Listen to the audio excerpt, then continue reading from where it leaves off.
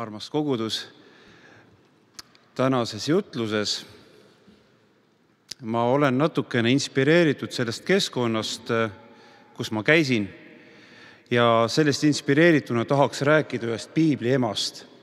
Neid piibliemasid on meil palju, vagad naised, aga Kreeka maal õigeusu traditsioonis austatakse eriliselt Neitsi Maarjat. Märgatavalt rohkem, kui meie seda oleme harjunud tegema, palju sügavamalt. Tundub pigem, et see meie lähenemine ja siis ortodoksi lähenemine on nagu vastandid. Et kui ortodokslus ja ka muu vanakirik on jõudnud omistada Neitsi Maarjale ka jumalikke omadusi ja neid omadusi, mida omistatakse muidu Kristusele, siis meie usuliikumises ta pigem on nagu statistiline figuur või me teame temast, aga me talle palju ei keskendu. Aga täna me seda teeme. Ja ma loen Luuka evangeeliumi 1. peatükist, salmid 41–55. Ja sündis, kui Elisabet kuulis Maarja tervitust, et laps hüppas ta ihus. Elisabet sai täis püha vaimu. Ja hüüdis suure häälega, õnnistatud oled sina naiste seas ja õnnistatud on sinu ihuvili. Miks saab mulle osaks, et mu issanda ema tuleb minu juurde? Sest vaata, kui su tervituse hääl mu kõrvu kostis, hüppas lapsuke mu ihus rõõmu pärast. Ja õnnis on naine, kes on uskunud, et läheb täide, mis issand talle on kõnelnud. Ja Maarja ütles, mu hing ülistab issandat ja mu vaim õiskab Jumala minu pääste pärast, sest ta on vaadanud oma teenija madaluse peale. Sest vaata, nüüdsest peale kiidavad mind õndsaks kõik sugupõlved, sest mul on suuri asju teinud vägev ja püha on tema nimi. Ja tema halastus kestab põlvest põlve neile, kes teda kardavad. Ta on näidanud oma käsivarra kangust. Ta on pillutanud need, kes on ülbed oma südame meelelt. Ta on tõuganud maha võimukad troonidelt ja ülendanud alandlikke. Näljaseid on ta täitnud heade andidega, ent rikkad saatnud minema tühjalt. Ta on võtnud oma hooleks oma sulase Iisraeli, pidades meeles oma halastust, nõnda nagu ta on rääkinud meie vanematele, Abrahamile ja tema järglastele igavesti. Aamen. Ühe hingetõmbega tuleb selle naise suust selline püha tekst. See on lausa psalm. Ta ei jää mitte milleski kõrvale teistest ülistus- ja kiituslauludest, mida piibli kaante vahele on talletatud. See on üks ema, kes portreteerib meile usulise eeskuju tähendust.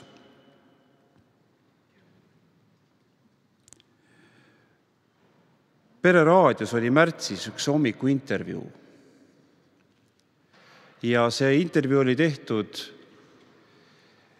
Eesti katoliku piiskopiga Philippe Jourdaniga ja teemaks oli Venemaa ja Ukraina pühendamine Neitsi Maarja kõige puhtamale südamele, nii nagu nemad on seda öelnud. Ja ta tõi välja sellise huvitava asjaolu. Philippe Jourdan andis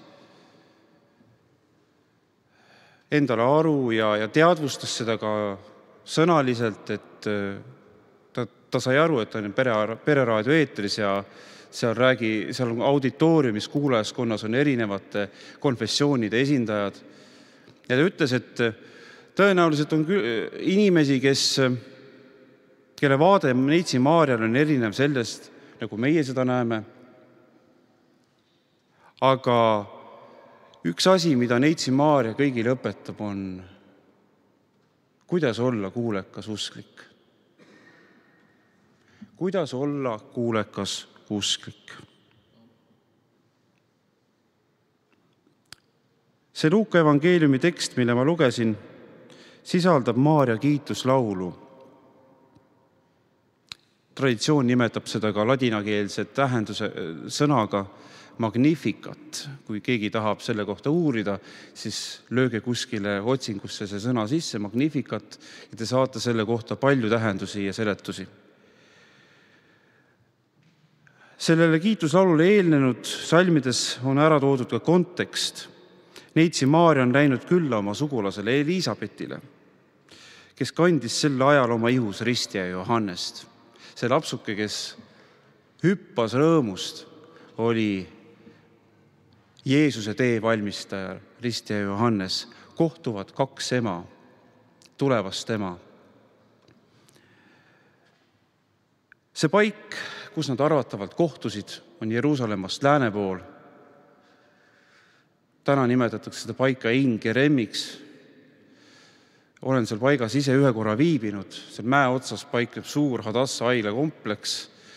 All on seal orus nagu see väike linnakene ja ka üks vene sibulkuplitega kirik on seal ühe mäe külje peal. Selline koht, ilus, pigem roheline. Jeruusalemmas on huvitavalt niimoodi, et Jeruusalemma idakülg, mis avaneb Juuda kõrbe suunas, on kuiv ja kollane, aga see läänekülg, mis avaneb mere suunas, on metsane ja roheline. Selline koht. Me ei tea, kas tol ajal oli see paik päris selline. Tõenäoliselt mitte, need mäed on samad. Sellepärast mulle meeldivad näiteks need piibli väljendud, kus öeldakse, et igavesed künkad. Kui te püha maad külastate, siis need künkad on ikka samasugused. Kõik muu on võib-olla muutunud, aga need mäed on samad. Ja seal nad siis on. On arvatud, et Maarja minek Ein Geremi võis olla seotud tema rasestumisega pühast vaimust ja vajadusega seda inimmõistusele seletamatut asja naatsaretlaste silme eest ära viia. Need on spekulatsioonid, millele ei ole meie õnneks, ütleksin, piiblist mitte mingisuguseid seletusi ega oletusi. Elisabet aga saab täis püha vaimu ja ütleb Maarjale asju, mida ta ei saa loomulikul viisil teada. Ta nimetab teda issanda emaks, minu issanda ema.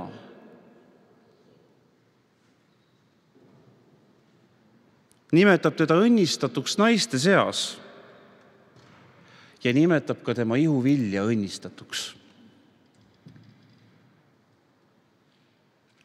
Kui me vaatame neitsi Maarjat lähedalt, siis ta paistab meile silma just kuulekusega.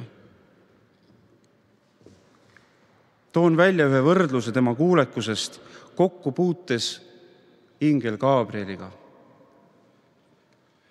Mainitud Elisabeti mees Sakarias oli leviit ja teenis templis vastavalt korrale issandat.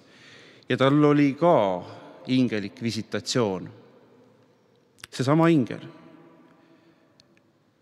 See on Luuka 1, 8-18. Ma loen selle teksti lõigu.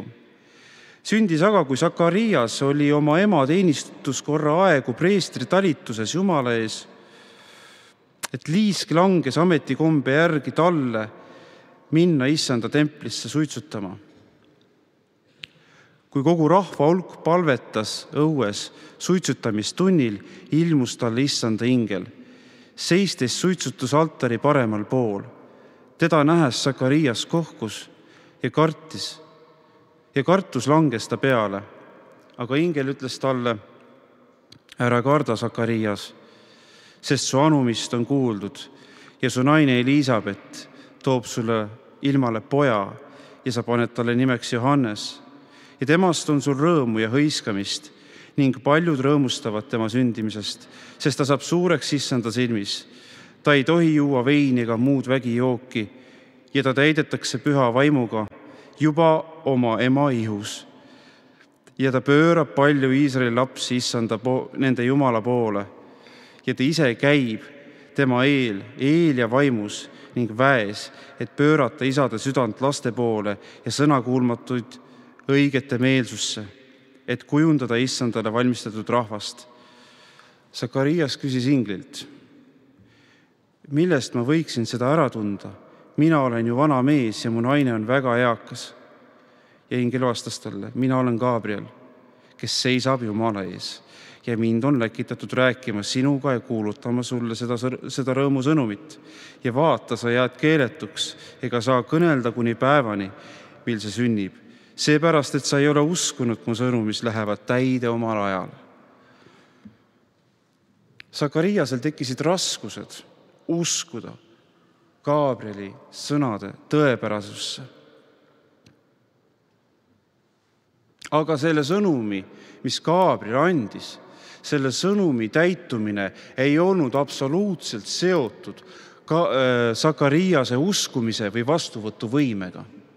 Me mõnikord usueludes mõtleme ka niimoodi, et issand teeb asju ainult siis, kui me palume või usume. Aga siin me näeme ühte olukorda, kus see usk ei ole seal taga toetamas vastuvõtja poolel. Ja issand ütleb, et ta lihtsalt teeb selle. See lihtsalt sünnib. Kas inimene seda usub või ei usu? See on üks selline olukord piiblis. Sakarias ei saa karistada, aga ta saab oma nõdra usulisuse eest kergemat sorti nuhelda. Nuhelda ta saab. Teda lüüakse tummusega, kuni see sünnib. Ja huvitav, et ingel ütleb, et Risti Johannes saab täis püha vaimu juba ema ihus olles. Ja me lugesime sellest kohtumisest, kus see juhtub. Kui Neitsi Maarja astub sisse, hüppab laps rõõmust ema ihus. Tõenäoliselt on see hetk. Nüüd Maarja juurde. Sarnane olukord. Tuleb sõnumitooja ingel Gabriel võimsa sõnumiga. Ja ta ütleb, see on natukene edasi sealt, Luuka 1, 28-38. Rõõmusta sa armu leidnu. Issand on sinuga. Issand on sinuga. Tema aga oli vapustatud nende sõnade pärast ja imestas, mida see teretus võiks tähendada. Sarnane reaktsioon. Vapustus, hämmastus. Ja ingel ütles talle, ära karda Maarja, sest sa oled leidnud armu Jumala juures.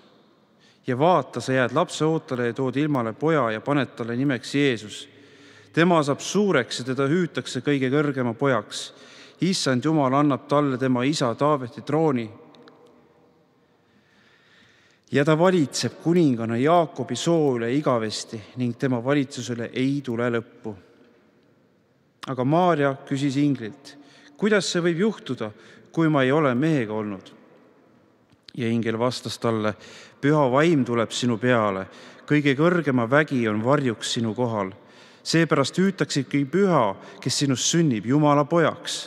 Ja vaata, ka su sugulane Elisabet on poja ootel oma raugapõlves ja see on 6. kuu temal, keda hüüti sigimatuks, sest Jumala käes ei ole ükski asi võimatu.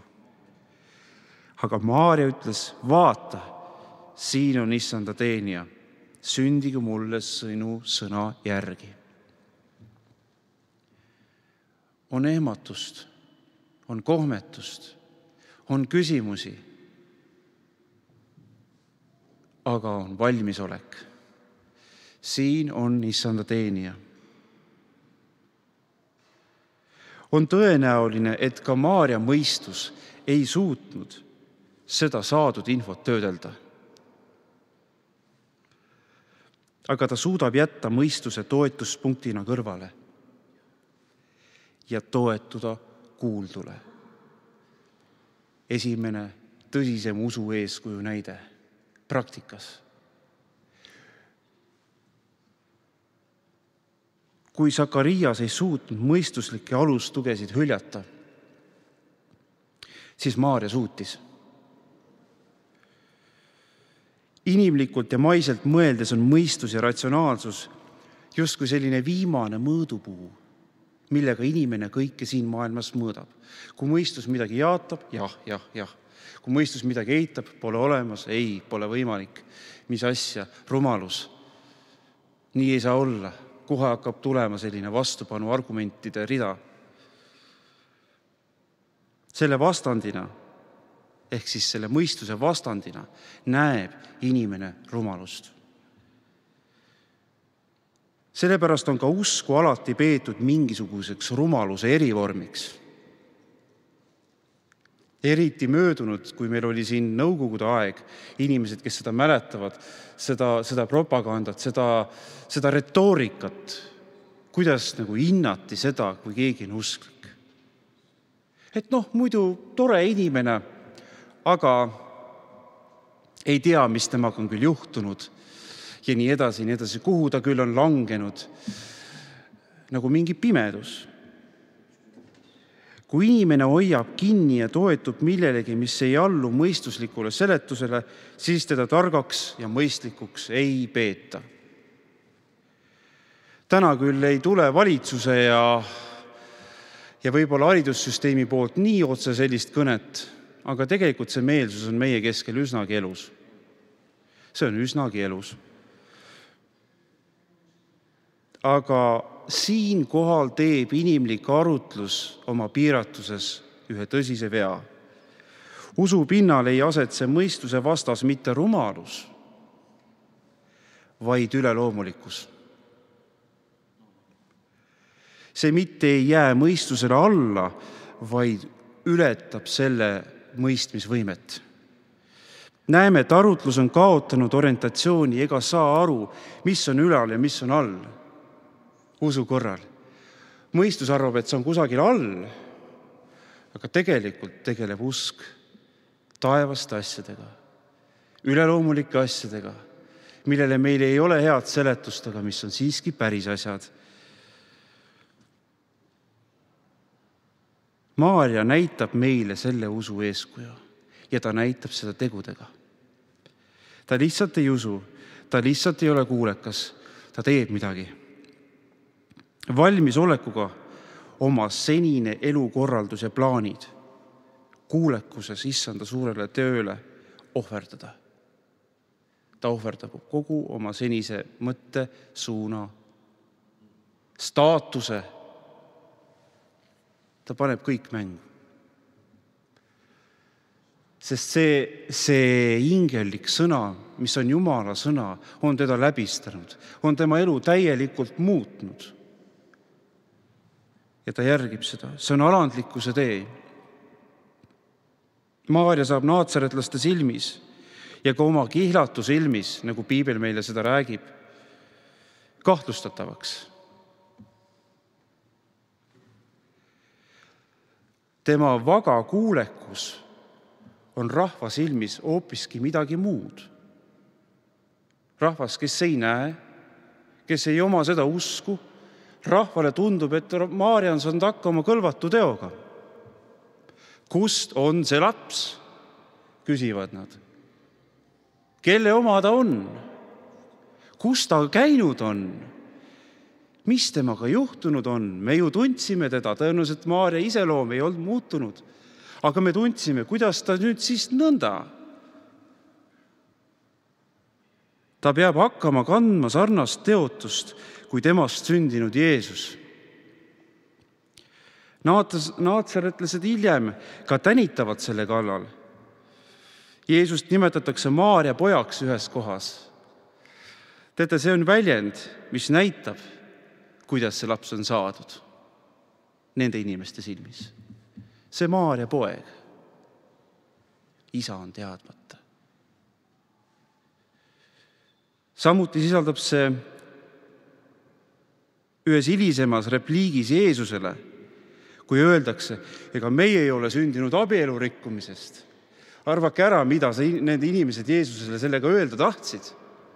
Ega meie ei ole sündinud abielu rikkumisest. Sina oled. Et nagu torkasid talle. Meie isa on Abraham, ega meie ei ole abielu rikkumisest sündinud. Kui ta ütles, vaata enne, kui oli Abraham, olen mina.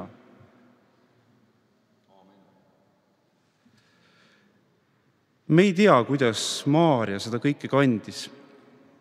Teame ühte momenti, mille kohta me võime eeldada, et surve oli päris tugev. See on Markuse evangeeliumi 3. peatükis 32-35 salmid. Siis tulid Jeesuse ema ja ta vennad väljas seistes ja lassid nad teda kutsuda. Ja rahva hulk istus Jeesuse ümber, kui talle öeldi, vaata, su ema ja su vennad ja su õed otsivad sind väljas. Ent Jeesus vastas neile, kes on mu ema ja vennad? Ja silmitses neid, kes istusid ringis ta ümber, ütles ta, ennäe, mu ema ja mu vennad. Sest kes iganes teeb Jumala tahtmist, see on mu vend, õde ja ema. Maarja seisukohalt oli vaja teha midagi, oli vaja sekkuda, oli vaja Jeesus ära kutsuda. Aga samas selles lõigus Jeesus ei ülga oma ema. Ta ütleb, et kes teeb Jumala tahet, on tema ema. See oli Maarja üks kandvamaid omadusi, ta tegi Jumala tahet. Maarja pidi maksma oma kuulekuse eest hinda ja see ei ole meie jaoks ka kuidagi teisiti seatud. Kui meie tahame olla kuulekad sellele, mida Jeesus meil on andnud, igavese elu, kõik need annid, see kutsumine, kui sa tahad käia oma kutsumises ja olla see inimene, kelleks tema sind on loonud, täita see ülesanne, milleks tema sind on kutsunud ja seadnud, siis sellel on hinnasilt küljes. See on nii. Keegi on hästi öelnud niimoodi, et päästmist me saame ilma hinnata. Selle hinna maksis Jeesus. Aga võidmine tuleb hinnaga. Võidmine tuleb hinnaga. Me peame maksma seda, mida iganes meilt võidakse selle kuulekuse eest nõuda. Seda on kerge öelda. Kerge öelda. Kiiresti tulevad need sõnad üle huulte. Aga see on võib-olla raskem täita meie jaoks. Iga ühe inimese jaoks on see ka erinev. Kõigilt ei nõuta samamoodi. Jumala sõna ütleb niimoodi, et keegi ei pea kiusatuse kohta, et keegi ei pea rohkem kandma, kui ta suudab kanda. See kehtib ka selle hinna kohta. Kuulekuse kõige kõrgem meile tuntud hind on märtrikroon. See on see, kui inimene on sellistes päevades, sellises hetkes, kus tema usu eest nõutakse tema elu. Pannakse need kaalule, öeldakse, ela ja ole vaba. Kui ei jäta maha Jeesust, sured. Nagu Hebra kirja 11. peatükk meile räägib, mida inimesed tegid, et pärida paremat ülestõusmist. Oleme nagu need, ka Neitsi Maarja eeskujul, kes igatsevad saada paremat ülestõusmist. Ärgem kartkem seda, mida meil tuleb kanda. Inimlikult on nii loomulik karta seda. See on midagi sarnast, et kui sa istud lennukile, sa oled võib-olla lennanud ja kõike nii, aga ikka tuleb mõni mõte pähe. Et alati on ju nii, et mõni lennuk kuskil kukub alla ka. Ja seal on inimesed olnud sees. Aga mingis mõttes on selles sarnane, ma toon selle näite, et see on sulle tuntud asi, aga kui sa sellesse lähed, siis võib ikka veidi kõhe olla. Võib-olla mõnel pole ka, aga ma usun, et on inimesi, kellel see tunne on tuttav. Ja nüüd Neitsi Maarja kannab, läheb ühele teekonnale, kus teda kui ema, nagu ka selles sõnas, kui teda kutsuti, öeldi, et ka sinu südamest läheb läbi mõõk. et ta peab emana võtma vastu. Nüüd kõik, kes siin on emad, nemad teavad paremini kui mina, kes ma teile seda ütlen. Ema kogemust mehed ei ole kogenud ja ei koge. Aga mida tähendab see, kui sa pead kaasa elama oma lapse kannatusele ja surmale? See on see mõõk, mis läheb tema südamest läbi siis, kui Jeesus viib täide lunastust. See oli osa tema kuulekuse hinnast, et ta pidi seda nägema. Ja ta oli sellele astunud, sellele teele ja oli valmis võtma kõike vastu, mis teda tabas. Me näeme siin justkui, et surm ja emadus asuvad vastakuti. Me oleme tavaliselt harjunud alati vastandama elu ja surm. Aga täna ma toon teie ette sellise vastanduse, et emadus ja surm. Ühel pool emadus, teisel pool surm. Emadus, mis naist õilistab, on olek elu eesliinil. Elu tulekul maailmasse on ema eesliinil. Ta on kanaliks. Lihaks saamine ehk inkarnatsioon leiab aset ema ihus. Täiesti vapustav. See on paik, mille kaudu me kõik oleme siia tulnud. Kõik, kes me siin istume. Eranditult. See on selline kogemus, mida emad teavad.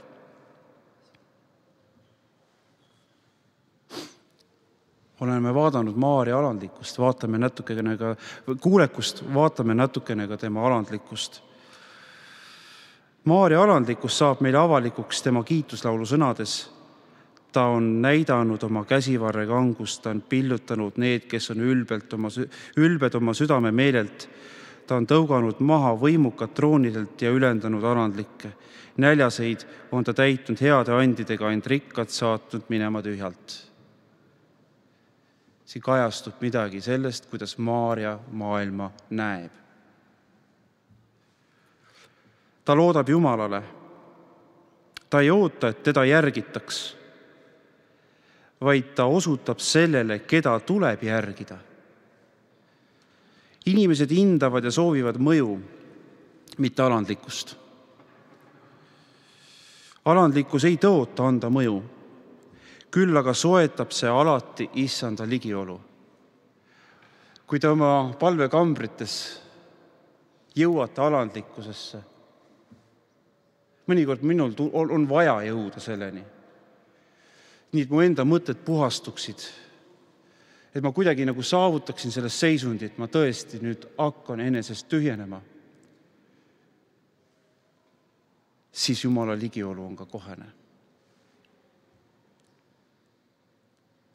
Selle maailma viisi järgi on mõju sisuks domineerimine ja üleolek, määramisõigus kellegi üle või suhtes, olla ees, olla liider, olla ütleja, keegi, kelle järgi joondutakse. Seda hoiakult kultiveerib nii maailm kui ka kaasaegne juhtimisteooria. Aga alandlikkust järgib juhina ainult see, kes ise on alandlik. Kõik ülbed või ise teadjad ei järgne alandlikele reeglina. Nad on targemad, nad teavad paremini, kuna näevad asju oma silmaga. Neil on oma analüüs, mis võib anda teistsuguseid vastuseid. Alandlik aga usub ning järgib seda, mida pole veel näha. Seetõttu ei pea ilmselgetest asjaoludest juhindujad teda mõistlikuks ega targaks, ega seetõttu ka järgimisväärseks. Nii kohtles religioosne eliit ka Jeesust. Nad olid targemad, nad teadsid rohkem, nad olid õigemad. Ja nii koheldi ka neitsi Maarjat. Maarja teab, mis on alandlikkuse tasu. Ta teab, et võimukad ei jää troonidele igaveseks, vaid alandlikud ülendatakse. Neitsi Maarja kiituslaulus võrreldakse alandlikkust näljas olekuga. Kui siin maailmas endale küünarnukkidega teed ei tee, siis jääd sa selle maailma piiratud hüvedest ilma. Kui me kujutame ette raskel ajal jagatavat toiduabi järjekorras ja seda olukorras, kus toitu on teadaolevalt palju vähem kui neid inimesi, kes seda toitu tahavad ja nõutavad seal, arvake ära, mis siis juhtuma hakkab. Inimesed lähevad rahutuks, isekust enam ei varjata, oma huvid lähevad esile, nõrgemad trügitakse kõrvale ja vajadusel võetakse toidupakk või mingi muu see hüve teiselt lausa jõuga käest.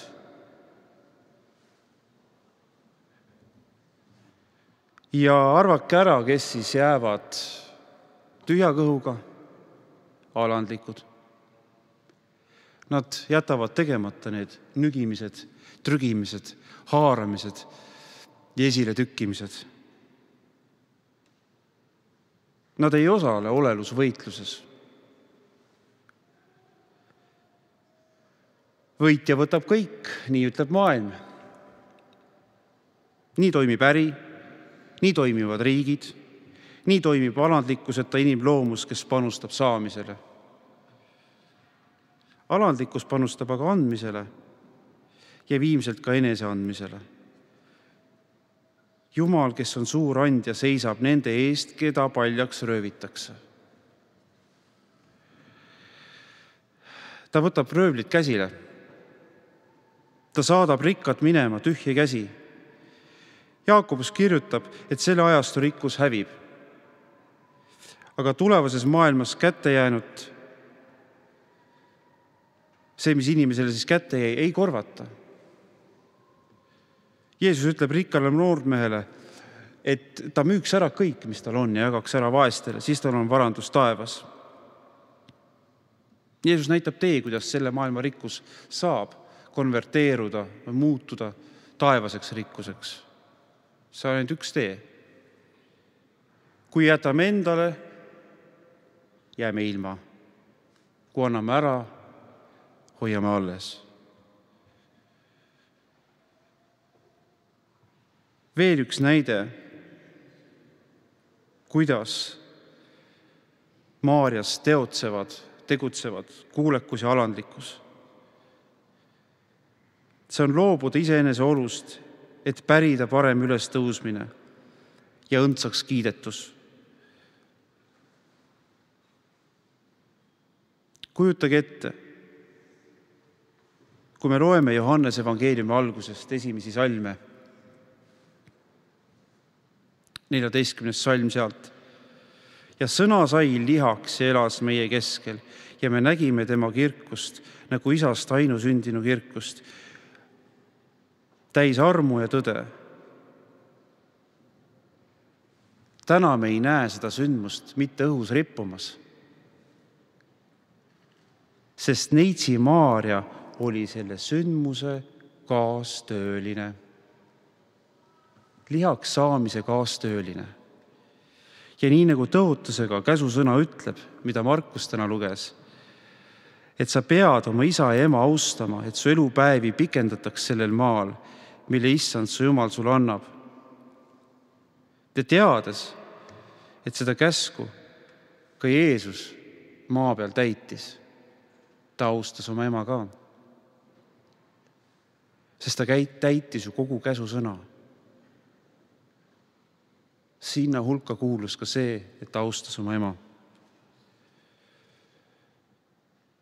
Sealt me näeme, et Maarja oli armu leidnu, tõeliselt üks suuri piibli vagasid naisi, kellega oli Jumal ja keda naiste seas kiidavad õndsaks kõik sugupõlved. Aamen. Me tõuseme palveks.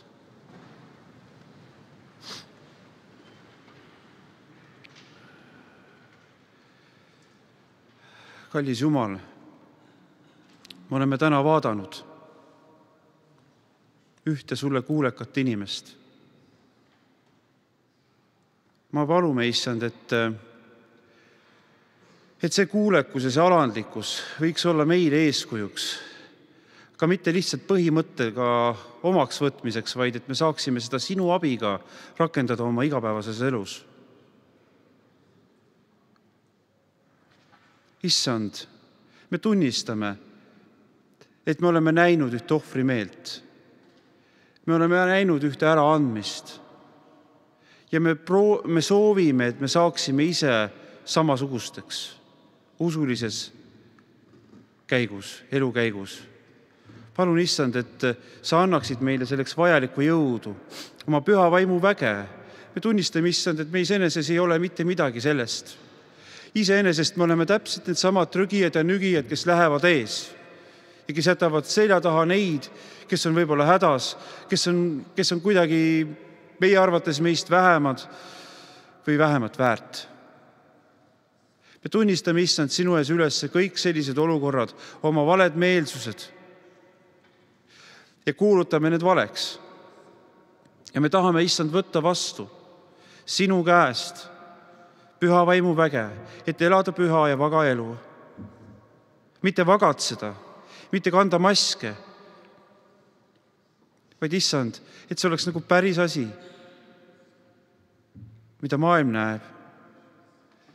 Issand, anna meile omavahelist armastust, et see võiks olla, issand, tunnistuseks selle kohta, et sina oled tõesti päriselt tulnud, et päästa maailma. Me täname sind. Me täname oma emade eest, kes on meid oma ihus kandnud siia ilma, kes on meid kasvatanud, kes on meie eest hoolt kandnud, palju vaeva näinud, et meist saaksid need inimesed, kes me täna oleme. Aga sina teed üle selle. Sina oled meid uuesti sünnitanud elavaks lootuseks, mis on Jeesuses Kristuses. Ja me palume, et kui meil on emasid, kellel seda elavat lootust veel ei ole, et see saaks kõigile nendele emadele osaks. Palume seda, issand, Jeesuse Kristuse nimel. Aamen.